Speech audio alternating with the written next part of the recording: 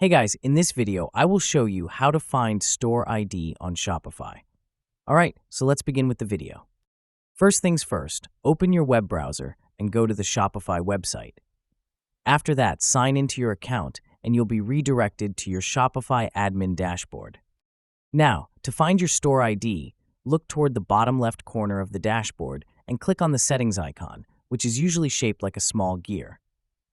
Inside the settings menu, direct your attention to the top right corner of the page under the section titled My Store.